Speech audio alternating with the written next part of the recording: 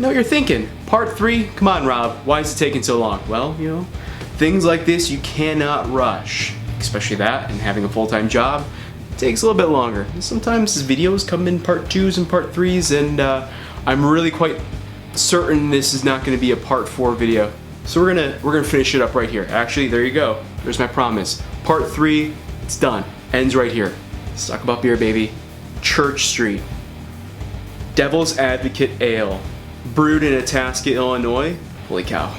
8.8% ABV. That's a lot of ABVs. Oh, that's a good beer. It's definitely not an IPA. I feel like all I've been drinking lately are IPAs or a spicy and sweet Belgian style golden ale. Yeah. That's good. And even with it being an 8.8% ABV, it's a pretty sweet tasting drink. And you really can't taste. Sometimes when you get above 7% ABV, that alcohol taste just becomes a little bit overpowering. I don't really taste that here, but I would definitely get the Devil's Advocate Ale again. If you're looking for a nice sweet beer with a little bit of a kick to it, and you can't go wrong with Belgian ales. I don't know who doesn't like a good Belgian ale. IPAs, I get it. An IPA is I've never found somebody who's like, I kind of like IPAs. It's like you either love it, like me, or you're just not really a fan. Unless maybe somebody's giving it to you for free and you're like, it's a free beer, I'm just gonna drink it anyways. In which case, I get it.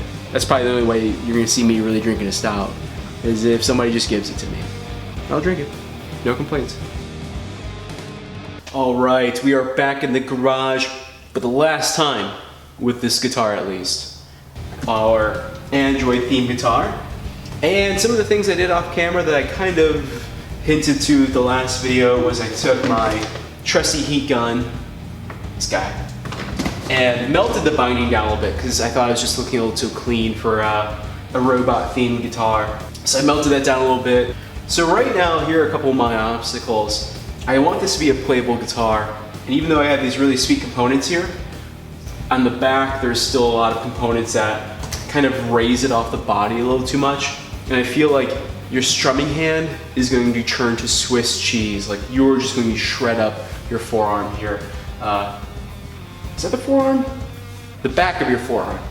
This part of your arm is going to be in not a good shape. I think I have the answer.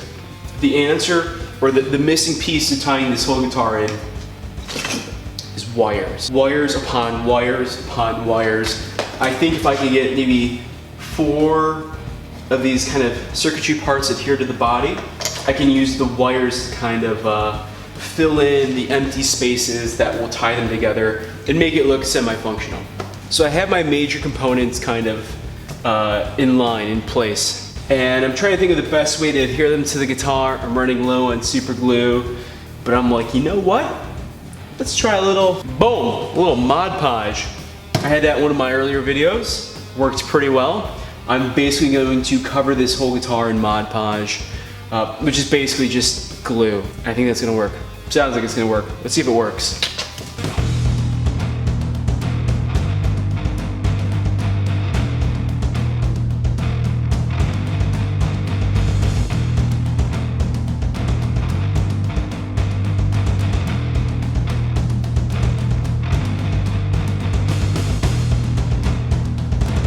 Live and learn, internet. Mod Podge isn't always going to be the best go-to tool.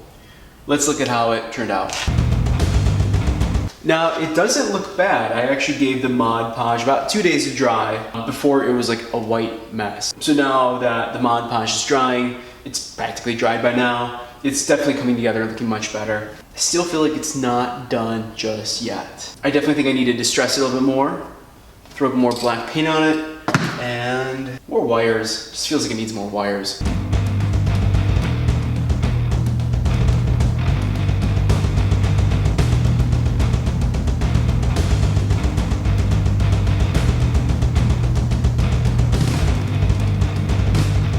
The time has come. Let's see how this turned out.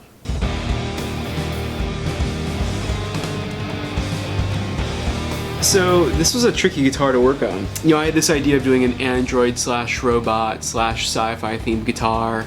Immediately you're like, oh, it needs circuitry, it needs some sort of cabling and wires, and I went out and got those things, and then it's like, okay, I have these things, what next? And that's where it's like, I don't know, let's try this. Let's take a sander to it, which was like the first thing I did, and proved to not be successful.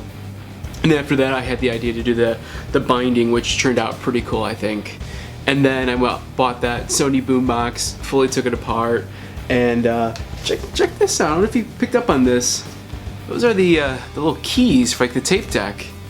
Oh baby, you can actually see it. Let's see if the camera catches this. The play, pause, fast forward, stop buttons. So that piece worked out pretty well there. Thankfully, the Mod Podge didn't completely cripple. Actually, the Mod Podge, I thought, completely ruined the guitar, and I was this close to throwing it away because the thing was just a solid blanket of white glue. It looked bad. I gave it 2 days to dry, the whiteness came down a bit, and I took the heat gun to it. When all else fails, use the heat gun. Because the heat gun ended up giving it a little more of a translucent look, but it also kind of, it burned it. And so it gave it a little more of this really cool kind of grimy lookingness out of it. So it turned out, I think, as good as it can. I had some really unrealistic expectations with this. Like, I wanted a lot of these parts to be functional, and there's just so many hours in one day. That's it. No more part 4. There's gonna be a part 3.5, and that's gonna be a playthrough. This video is getting long as it is, so be on the lookout for a playthrough with this guitar. And of course, last but not least, you can't leave the headstock naked, so just something super simple. If you like this video, hit the subscribe button. If you had fun watching this video, hit the like button. If you hated this video, hit the thumbs down button. It's these buttons that mean a lot to us YouTubers who do pretty much all these videos for free. Let's delete this.